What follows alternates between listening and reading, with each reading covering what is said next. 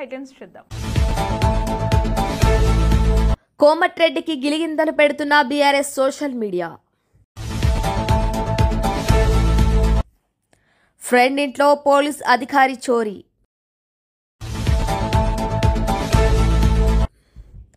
అజరుద్దీన్ కు మంత్రి పదవి కోడ్ ఉల్లంఘనే. అకాల వర్షం అన్నదాతకు అపార నష్టం. పోలీస్ అమరవీరుల స్ఫూర్తితో సైకిల్ ర్యాలీ, ఆరోగ్యానికి సేవకు చిహ్నంగా ముందడుగు. జిల్లా SP doctor Vineeth IPS.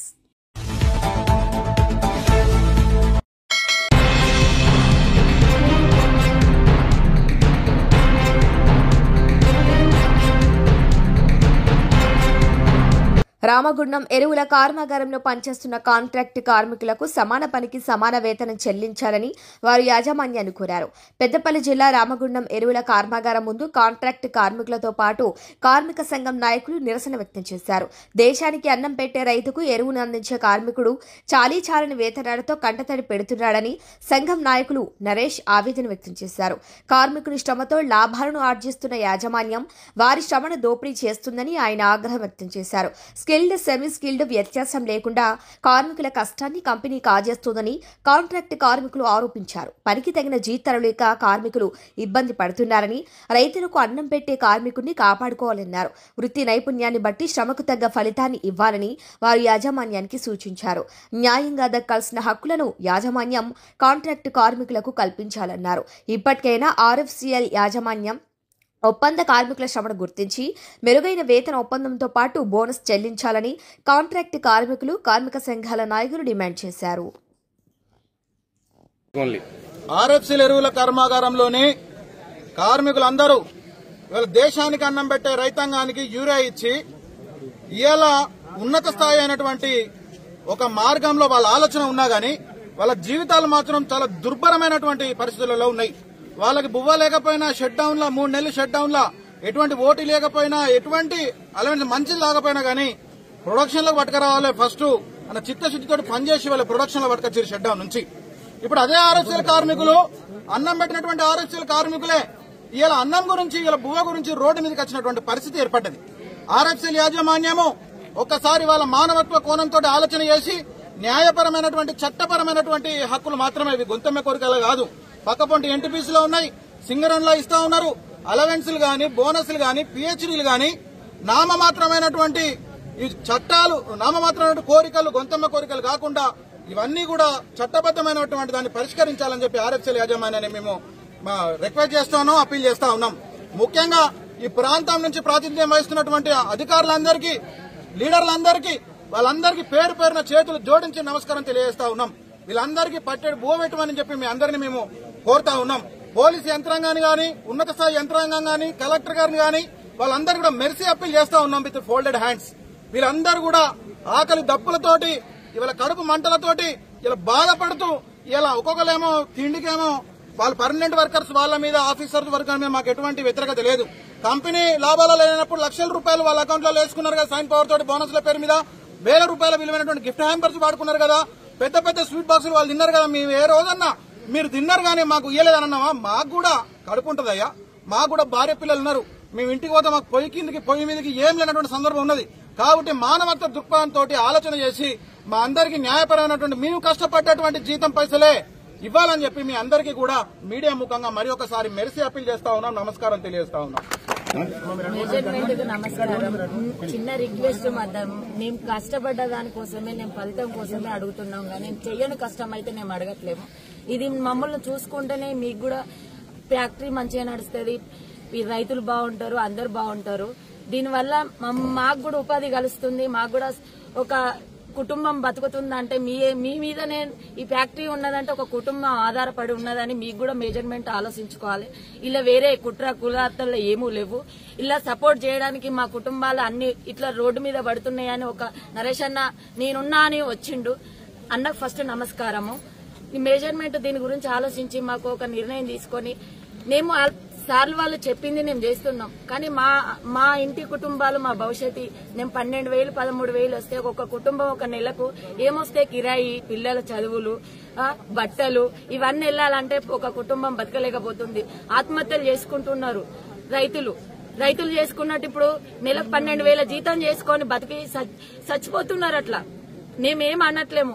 Measurement కొంచెం మాకు రిక్వెస్ట్ గానే అడుగుతున్నాం. మేమేం చేయాలని నేను అనగట్లేము. తెల్లారితే మళ్ళీ అందరం కలిసిపోతాం. కాకపోతే దయచేసి వేరే తప్పుగా ఆలోచించకండి. మాకు కావాల్సిన డిమాండ్సే మేము అడుగుతున్నాం, చేయగలరు. ఆల్వేస్ బోనస్ రావట్లేదు. ఆల్వేస్ బోనస్ మాకు కావాలి. ప్లస్ మాకు స్కిల్డ్ అన్స్కిల్డ్ దానికి పెంపుడు కావాలి. సెమీ స్కిల్డ్ కి స్కిల్డ్ చేయాలి, అన్స్కిల్డ్ కు సెమీ స్కిల్డ్ చేయాలి. ఇది మాది. ప్లస్ మాకు కొన్ని పరిస్థితుల వల్ల కొన్ని ప్రాబ్లమ్స్ వల్ల ఏమవుతుందంటే బండ్లు లోపలికి రాణిస్తలేరు, మాకు మొబైల్స్ మాట్లాడిస్తలేరు, లోపలికి కూడా ఎంట్రీ ఇస్తలేరు. దానివల్ల మాకు బయట వచ్చే ప్రాబ్లమ్స్ మాకు తెలియలేకపోతున్నాయి. కాబట్టి మాకు ఫోన్ కావాలి, మొబైల్ పర్మిషన్ కావాలంటున్నాం. ప్లస్ మాకు ముఖ్యంగా అల్వేస్ కావాలి. మా జీతాలు మాకు సరిపోతలేవు. మరి మాకు పీఎఫ్ అనేది ఏ రకంగా కడతారనేది కూడా సరిగ్గా తెలుస్తలేదు. రెండోది ఓటీలు లిమిట్ అంటారు. ఆ లిమిట్ కూడా ఇవ్వరు. ఇయర్ కి 50 గంటలు ఓటీ అంట. మరి ఎవరికి ఇస్తారో ఇయర్ కి 50 గంటలు తెలుస్తలేదు. అది ఒకటి తెలియాలి మాకు. ప్రజెంట్ మాకు డ్యూటీ చేయంగా దానికి కావాల్సిన పీఎఫ్ కానీ అల్వేస్ అనేది బోనస్ అల్వేస్ ఉల్టా చూపెడతారు తప్ప మాకు క్లియర్ గా చూపెడతలేరు. పే స్లిప్ సరిగ్గా ఇస్తలేరు. మాకు కావాల్సింది అంటే పే స్లిప్ మంత్లీ కావాలి, అల్వేస్, బోనస్ ప్లస్ స్కిల్డ్ ఇవి కావాలి మాకు. ఇది మా షరతు.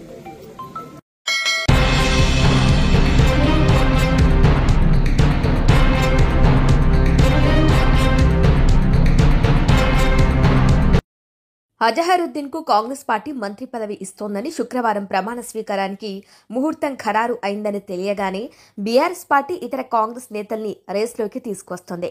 ముఖ్యంగా కోమటిరెడ్డి రాజగోపాల్ రెడ్డికి ఆశలు పెంచుతోంది. కాంగ్రెస్ పార్టీ నేతలు అసలు తమకు హైకమాండ్ నుంచి ఇంకా సమాచారమే రాలేదని అంటున్నారు. కానీ రాజగోపాల్ రెడ్డికి అవకాశం ఉందని ప్రచారం ప్రారంభించారు.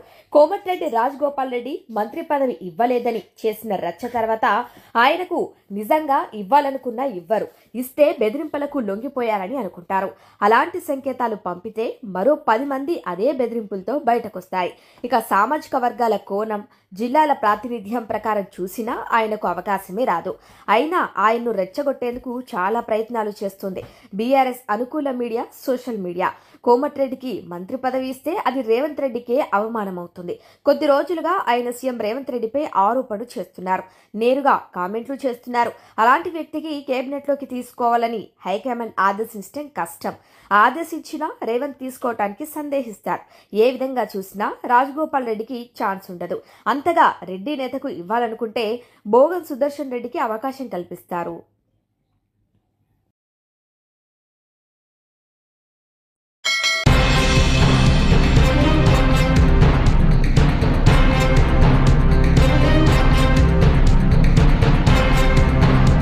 నిర్మల్ జిల్లాలో కురుస్తున్న అకాల వర్షానికి అపార నష్టం వాటిల్లుతుందని రైతులు ఆవేదన వ్యక్తం చేస్తున్నారు. చేతికొచ్చిన పంట వర్షార్పణం కావడంతో పెట్టిన పెట్టుబడి సైతం రాని పరిస్థితి దాపరించిందని రైతులు ఆందోళన చెందుతున్నారు. వరి కోతకు వచ్చిన సమయంలో వర్షం కారణంగా నేల కొరవటంతో పంట పూర్తిగా నష్టపోయిందని, అలాగే మొక్కజొన్న పంటకు మొలకలొచ్చి పూర్తిగా తడిసిపోయిందన్నారు. ఈ పరిస్థితిని ప్రభుత్వం, వ్యవసాయ శాఖ అధికారులు దృష్టిలో ఉంచుకొని రైతులకు తగిన న్యాయం చేసేలా పంట నష్టపరిహారాన్ని అందించేలా చూడాలని వేడుకుంటున్నారు.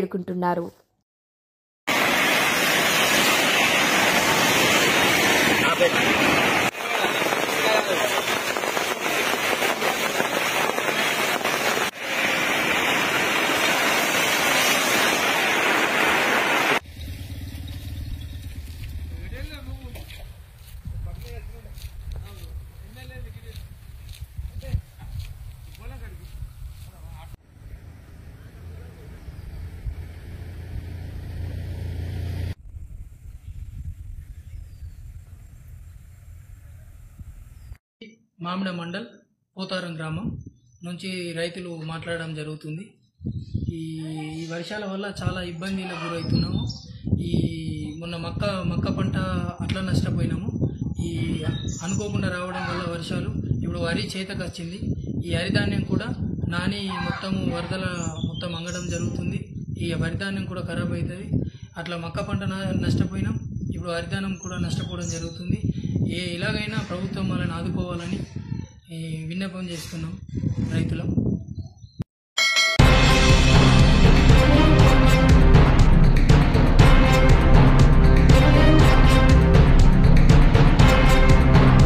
మహిళా డీఎస్పీ చోరీకి పాల్పడింది. ఈ ఘటన మధ్యప్రదేశ్లోని జహంగీర్బాద్ పోలీస్ స్టేషన్ పరిధిలో చోటు చేసుకుంది. సీనియర్ డీఎస్పీ కల్పన రఘువంశీ తన స్నేహితురాలి ఇంట్లో 2 లక్షలు మొబైల్ ఫోన్ దొంగిలించింది. సీసీటీవీ ఫుటేజ్లో ఆమె చోరీ చేసినట్టు కనిపించడంతో కేసు నమోదు చేశారు. పోలీసులు మొబైల్ను స్వాధీనం చేసుకున్నారు.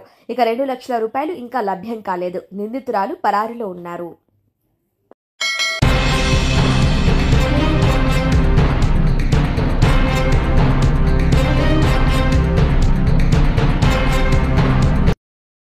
నిర్మల్ జిల్లా కేంద్రంలోని ఏఎంసీ మార్కెట్ యార్డ్లో ఎఫ్ఎస్సిఎస్ ఆధ్వర్యంలో ఏర్పాటు చేసిన సోయా కొనుగోలు కేంద్రాన్ని బీజేఎల్పీ నేత ఎమ్మెల్యే ఏలేటి మహేశ్వర్ రెడ్డి ప్రారంభించారు. కనీస మద్దతు ధర క్వింటాల్కు 5,328 రూపాయలు ఉందని, దళారులను నమ్మి మోసపోకుండా రైతులు ఈ ప్రభుత్వ కొనుగోలు కేంద్రాలను సద్వినియోగం చేసుకోవాలని సూచించారు. అకాల వర్షాలు సంభవిస్తున్న సందర్భంగా ప్రభుత్వం సైతం తడిసిన ధాన్యాన్ని ప్రతి గింజను కొనుగోలు చేయాలని డిమాండ్ చేశారు. కేంద్ర ప్రభుత్వం సోయా కొనుగోలు కోసం రాష్ట్ర వ్యాప్తంగా సోయా కొనుగోలు మార్కెట్ ద్వారా కొనుగోలు చేసేటువంటి కేంద్రాలను ఏర్పాటు చేయడం జరిగింది. దానికి నిర్మల్లో కూడా దాదాపుగా 10,000 ఎకరాల సోయా సాగులో ఉండి మరి రైతులకు మార్కెట్లో కేవలం 4,200 రూపాయలు ఉన్నందున 5,328 రూపాయలకు దాదాపు 1,100 రూపాయలు అధికంగా పే చేసి మరి కొనుగోలు చేయడం జరుగుతూ ఉన్నది. దానివల్ల మరి రైతులకు పెద్ద ఎత్తున లబ్ధి జరగడమే కాకుండా మరి ఈ ప్రాంతంలో కొనుగోలు కేంద్రాలు నిర్మల్లో, సారంగపూర్, హెడ్ క్వార్టర్స్ అన్ని చోట్ల కూడా మరి ఏర్పాటు చేయడం ద్వారా రైతులకు సదుపాయం కలుగుతూ ఉన్నది. మరి మార్కెట్లో సోయాకి అతి తక్కువ రేటు ఉండడంతో మరి కేంద్ర ప్రభుత్వం నిర్ణయం ప్రకారం మరి మద్దతు ధర పలికి 5,300 రూపాయలకు ఈరోజు కేంద్రం కొనుగోలు చేస్తున్నందుకు మరి ధన్యవాదాలు తెలియజేసుకుంటూ రైతుల సౌకర్యార్థం ఈ కార్యక్రమాన్ని మొదలుపెట్టినటువంటి నాతో పాటు మరి అడిషనల్ కలెక్టర్ గారు కూడా దీంట్లో పాల్గొన్నందుకు వారికి ధన్యవాదాలు తెలియజేస్తా ఉన్నాను. మరి అదే మాదిరిగా మరి కలెక్టర్ గారికి మరి జేసీ గారికి కూడా నేను వెంటనే ప్యాడీ సెంటర్స్ కి కూడా ప్రొక్యూర్మెంట్ సెంటర్స్ ఇమీడియట్ గా స్టార్ట్ చేయించాల్సింది కోరుతా ఉన్నాను. అకాల వర్షాల వల్ల చాలా పంట నష్టం జరుగుతూ ఉన్నది. మరి తడిచినటువంటి ధాన్యాన్ని కూడా కొనుగోలు చేయాల్సిందిగా కోరుతా ఉన్నాను. మరి ముఖ్యంగా మాయిశ్చర్ పేరు మీద కాలయాపన చేయడం సరికాదు. ఎందుకంటే మీరు చూస్తా ఉన్నారు మరి వర్షాలు ముఖ్యంగా ఇప్పుడు సైక్లోన్ వల్ల పెద్ద ఎత్తున రాష్ట్ర వ్యాప్తంగా అకాల వర్షాలు కురవడంతో ఇప్పుడు నేను నిజామాబాద్ వెళ్ళొచ్చాను. నిజామాబాద్ లో కూడా పంట నష్టం పెద్ద ఎత్తున జరిగింది. అంతేకాకుండా మరి కేంద్రాల్లో ఉన్నటువంటి మరి ప్యాడీ కూడా తడిచిపోవడంతో, ధాన్యం అంతా తడిచిపోవడంతో ఇబ్బంది పడతా ఉన్నారు రైతులు. మరి మాయిశ్చర్ ని మీరు కొంచెం కన్సిడర్ చేసి మరి ఖచ్చితంగా రైతుల కొనుగోలు కేంద్రాన్ని వెంటనే స్థాపించి వాళ్ళందరికీ కొనుగోలు చేయాల్సిందిగా, తడిచిన ధాన్యాన్ని కూడా కొనుగోలు చేయాల్సిందిగా కోరుతున్నాను.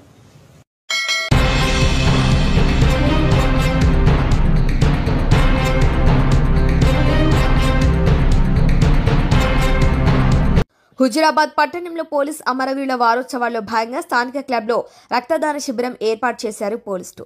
రక్తదాన శిబిరంలో సబ్ డివిజన్ పోలీసులతో పాటు భారీ సంఖ్యలో యువకులు పాల్గొన్నారు. పోలీస్ అమరవీరులను స్మరించుకున్నారు. రక్తదానం ద్వారా ఇచ్చిన రక్తం పేదలకు ఉపయోగపడుతుందని అన్నారు ఏసీపీ మాధవి. వారోత్సవాల సందర్భంగా మా CP Shri Gaurav Salam IPS officer గారు ఆదేశాల మీద ఈరోజు రక్తదాన శిబిరం ఏర్పాటు చేసుకోవడం జరిగింది. ఈ రక్తదాన శిబిరంలో మన sub division wise Huzurabad sub division అధికారులు అందరూ కూడా పార్టిసిపేట్ చేశారు. వారి యొక్క మండలాల నుంచి కూడా ప్రతి ఒక్కళ్ళు కూడా వారి యొక్క సపోర్ట్ మాకు ఇస్తూ ఈరోజు రక్తదానం చేయడానికి వచ్చారు. మేము ప్లాన్ చేసింది 150 యూనిట్స్ ఈరోజు మేము ప్రభుత్వ బ్లడ్ బ్యాంక్కి ఇవ్వడానికి మేము ప్లాన్ చేసాము. అట్లాగే ప్రభుత్వ వాళ్ళు వచ్చి ఈరోజు కరీంనగర్ నుంచి మరియు హుజురాబాద్ ప్రభుత్వ ఆసుపత్రి నుంచి సిబ్బంది వచ్చి బ్లడ్ని కలెక్ట్ చేసుకోవడం జరుగుతుంది. ఇందులో పార్టిసిపేట్ చేయడానికి విచ్చేసినటువంటి ప్రతి ఒక్కరికి మరియు రక్తదానం చేసిన ప్రతి ఒక్కరికి నా శాఖ తరఫు నుంచి మరియు నా తరఫు నుంచి కూడా కృతజ్ఞత తెలియజేస్తూ ముగిస్తాను. Thank you.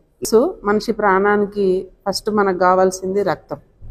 ఈ యాక్సిడెంట్స్లో భాగంగా మేము ముఖ్యంగా ప్రభుత్వ బ్లడ్ బ్యాంక్ని ఎన్నుకోవడానికి కారణం కూడా అక్కడ అందరూ కూడా బిలో పావర్టీ లైన్ వారు గవర్నమెంట్ హాస్పిటల్కి వెళ్తారు. రక్తం కావాలంటే బయటికి వెళ్ళి కొనుక్కోవాలంటే ఒక యూనిట్ కాస్ట్ వచ్చి 1500 నుంచి 750 నుంచి 1500 బ్లడ్ బ్యాంక్లో దొరుకుతుంది. వాళ్ళు పెట్టుకోలేని పరిస్థితులు ఉంటారు.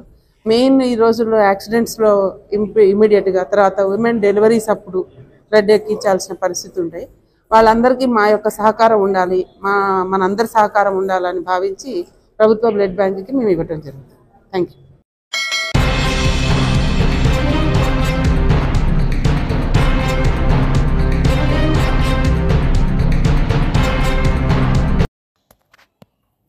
కాంగ్రెస్ సీనియర్ నేత అజరుద్దీన్ కు మంత్రి పదవి ఇవ్వబోతున్నారనే ప్రచారం బీజేపీ అభ్యంతరం వ్యక్తం చేసింది. ఈ మేరకు ఇవాళ బీజేపీ నేతలు ఈసీని కలిసి ఫిర్యాదు చేశారు.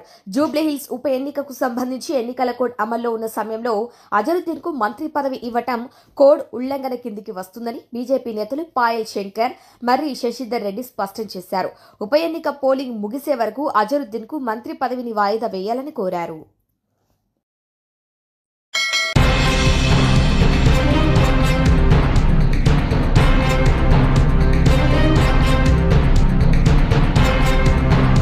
పోలీస్ అమరవీరుల సంస్మరణ వారోత్సవాల్లో భాగంగా నారాయణపేట జిల్లా పోలీస్ శాఖ ఆధ్వర్యంలో సైకిల్ ర్యాలీని ఘనంగా నిర్వహించారు. ఈ కార్యక్రమంలో జిల్లా ఎస్పీ డాక్టర్ వినీత్ ఐపీఎస్ పచ్చజెండా ఊపి ర్యాలీని ప్రారంభించారు. జిల్లా పోలీస్ పరేడ్ మైదానం నుండి ప్రారంభమైన ఈ ర్యాలీ సవాస్కర్ చౌరస్తా, సత్యనారాయణ చౌరస్తా, అంబేద్కర్ చౌరస్తా మీదుగా సాగి చివరగా ఎస్పీ కార్యాలయం వద్ద ముగిసింది. ఈ సందర్భంగా ఎస్పీ, యువత, విద్యార్థులు, చిన్నారులు, పోలీసులు ప్రజలతో కలిసి సైక్లింగ్ చేస్తూ జోహార్ పోలీస్ అమరవీరులకు జోహార్ జోహార్ అంటూ నినాదాలు, ర్యాలీ నిర్వహించడం జరిగింది. ఈ సందర్భంగా ఎస్పీ మాట్లాడుతూ ప్రతిరోజు సైక్లింగ్ చేయటం వలన శరీర దృఢత్వం పెరగటమే కాకుండా మనసుకు ఉత్తేజం లభిస్తుందని, ఆరోగ్యంగా ఉంటే విధుల్లో మరింత సమర్థతతో రాణించవచ్చని తెలిపారు. పోలీస్ అమరవీరులను స్మరించుకుంటూ పెద్ద ఎత్తున కార్యక్రమం నిర్వహించారు. ఈ కార్యక్రమంలో డీఎస్పీ, సిఐ, ఎస్ఐ, విద్యార్థులు పాల్గొన్నారు.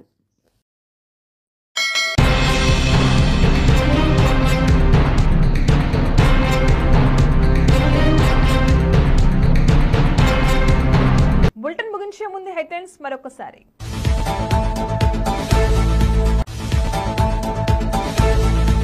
కోమటిరెడ్డికి గిలిగింతలు పెడుతున్న బీఆర్ఎస్ సోషల్ మీడియా.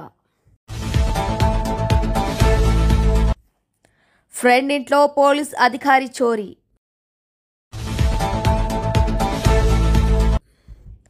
అజరుద్దీన్ కు మంత్రి పదవి కోడ్ ఉల్లంఘనే. అకాల వర్షం అన్నదాతకు అపార నష్టం. పోలీస్ అమరవీరుల స్ఫూర్తితో సైకిల్ ర్యాలీ, ఆరోగ్యానికి సేవకు చిహ్నంగా ముందడుగు. జిల్లా ఎస్పీ డాక్టర్ వినీత్ ఐపీఎస్.